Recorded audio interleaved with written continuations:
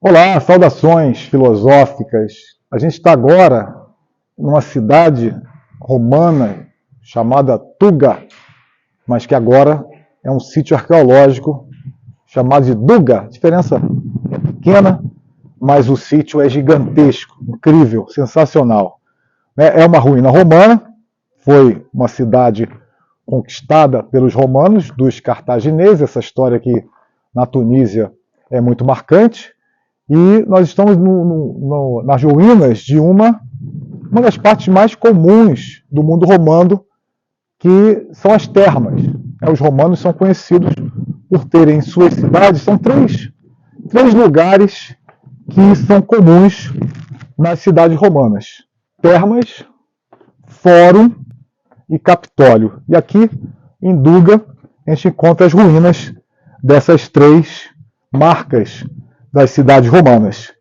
A gente vai passar aqui exatamente num túnel dessa parte das termas. Na verdade é um complexo, né? Que tem as termas, os banhos, mas tem também uma palestra, lugar de exercícios, porque na verdade esses lugares eram lugares, como talvez hoje a gente possa chamar os clubes em algumas cidades, onde a vida social acontecia. Então as termas tinham essa marca, então a gente encontra isso aqui nesse sítio arqueológico de Duga. Aqui na parte de fora é muito grande o sítio, então você tem casas, diferentes templos, e eu vou caminhar com vocês até o fórum, onde fica também o Capitólio. O Capitólio, aliás, que tem o nome originado de Roma, porque uma das 7 colinas da fundação de Roma se chamava justamente Capitólio, onde o templo-chave, o templo central de Júpiter, do deus Júpiter, dessa mitologia greco-romana, era reverenciado. Esse templo lá em Roma não existe mais. Para quem conhece Roma, ele ficava onde hoje é a Praça do Campidoglio. Aliás, uma praça projetada por Michelangelo, e que onde tem uma estátua, uma réplica, porque a estátua está dentro do Museu Capitolino, ali ao lado, a estátua do imperador Marco Aurélio, nosso imperador filósofo, aquele que passou a ser considerado dentro do rol dos filósofos estoicos. Então, como eu falei, termas, fórum e Capitólio são lugares comuns da cidade romana, e essa aqui é uma delas, aqui no norte da África, lugar que depois da conquista árabe passou a ser chamado de Maghreb. Maghreb significa Ocidente, porque de fato, se pensar na geografia do mundo árabe, a Península Arábica fica a leste de onde nós estamos, né? Então, o Maghreb fica a oeste, logo ocidente. Vocês vejam que aqui, atrás de mim, a gente vê o Capitólio. O fórum fica logo ao lado. E eu vou até lá para contar uma história da Odisseia. Na verdade, a gente está visitando o sítio, mas, como eu já falei em outras gravações, a gente está fazendo o projeto de uma Odisseia pela Tunísia. Então, eu vou trazer passagens da Odisseia de Homero. O que acontece? Qual é a passagem que a gente vai comentar agora? Vou aqui pegar um caminho para passar pelo fórum, chegar no Capitólio e contar a passagem que eu mencionei. E aí você vai vendo. Realmente é muito grande aqui esse sítio arqueológico. Você consegue ver, ele fica no topo de uma colina, um lugar de defesa favorável, né? Defensivo. Então, estratégica, né? Estrategicamente defensivo. Então a gente tem aqui uma subida. Esse é o fórum aqui. Está na minha frente, você não está vendo ainda. O que restou naturalmente, né? Não precisa nem dizer isso. Aqui é o fórum que fica ao lado. O que é o fórum? O fórum era a ágora dos gregos, né? Mesmo termo para dizer que é o lugar onde as trocas aconteciam. Trocas comerciais, trocas políticas, debates administrativos, né? E, enfim, tudo que acontecia no centro da cidade era no fórum, hoje no centro, na época no fórum. O Capitólio, muito preservado, magnífico, é onde estava a tríade capitolina, também marca das cidades romanas. A tríade capitolina são os deuses Júpiter, Juno e Minerva. Então esse é o templo.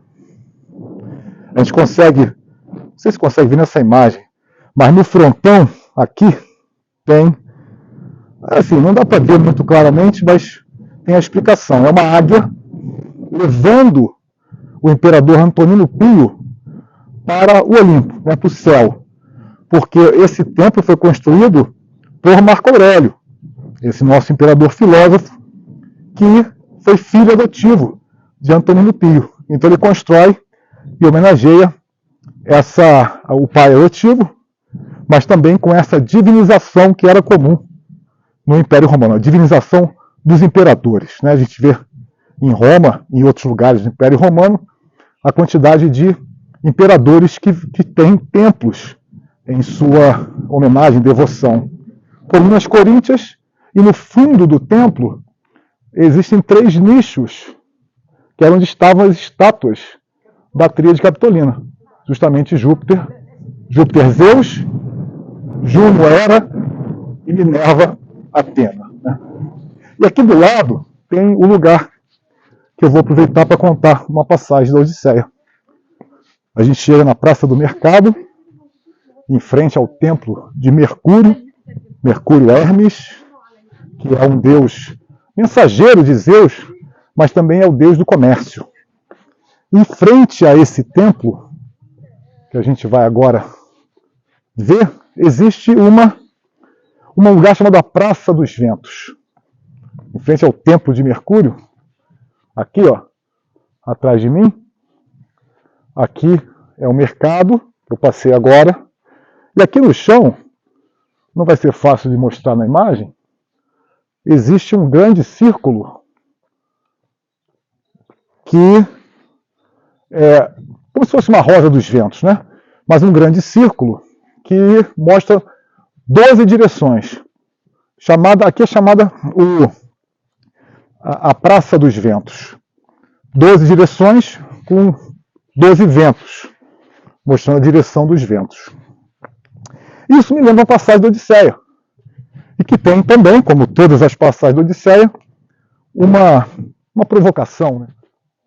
E a passagem da Odisseia, que tem essa provocação, essa pergunta, e que tem a ver com os ventos que a gente olhou ali nessa praça, é a seguinte. Ulisses, como já sabemos, está tentando voltar para casa. E nessa tentativa, eu estou contando os pedaços da Odisseia, não necessariamente na ordem que acontece. Né? Até porque, quando a gente coloca esses vídeos, os vídeos não são necessariamente vistos na ordem. Mas veja só, em determinado momento ele acaba chegando, seria melhor para dizer, na ilha do deus Éolo, que é o deus dos ventos, na mitologia grega, da época de Homero. Né? A mitologia tem muitas variantes, então está com essa observação. O que acontece? O Éolo, ele ajuda Ulisses. Ele pega, são 4 ventos, aqui tem 12, cidade romana, mas na mitologia homérica são 4 ventos, semelhantes aos 4 pontos cardeais. Esses ventos são Bóreas, vento do norte, Noto, vento do sul, Zéfiro, vento do oeste, e Eurus, vento do leste. O que o deus dos ventos faz? Aprisiona 3 desses 4 ventos, coloca dentro de uma odre, é um saco feito de ventre de animal, aprisiona 3 ventos, amarra e deixa apenas Zéfiro livre, o vento do oeste. De modo que esse Zéfiro conduza Ulisses até sua casa, Ítaca. E aí vem um ponto curioso, que é o seguinte: os tripulantes, aqueles que trabalham com Ulisses, na verdade são súditos, porque Ulisses é um rei, aproveitam que Ulisses está dormindo na viagem e, desconfiados de que ele teria recebido algum tipo de premiação, algum tipo de tesouro e que não quisesse dividir, o que eles fazem? Aproveitam, portanto, o rei dormindo e abrem essa odre. E ao abrir, os ventos que estavam aprisionados, com exceção de Zéfiro, saem e dá aquele rebu. O que acontece é que a nave ali, o barco de Ulisses, olha o teatro aqui de Duga, que coisa impressionante, fantástico. Então acontece que aquela embarcação, com esses ventos soltos, acaba se perdendo. Ou seja, ele de novo perde o caminho de casa e vai dar de volta na ilha de Éolo. E aí Ulisses procura ajuda novamente e o Deus mais ou menos disse, não, agora não, né? Vacilou, perdeu sua chance, então agora não vou te ajudar. Veja, não é uma passagem que, se a gente colocar dentro da nossa cultura comum, popular, seria quase como se fosse aquele provérbio do "a curiosidade matou o gato". Só que nesse caso, talvez melhor seria "a curiosidade desviou o barco". Justamente essa curiosidade e uma certa desconfiança do rei acabou fazendo com que todos se perdessem novamente e voltassem, digamos assim, à estaca zero. Eu vou entrar no teatro para concluir esse vídeo. Então, essa é uma forma de estar pensando, provocando exatamente essa reflexão sobre até que ponto a curiosidade, ou nesse caso, associada à desconfiança, pode estar desviando a gente dos nossos caminhos. O teatro está cheio, viu? Vou terminar aqui deixando a pergunta se você já viveu algo do tipo. Se a tua desconfiança ou curiosidade já te desviou do caminho. Então, a última cena, o teatro e os participantes de hoje.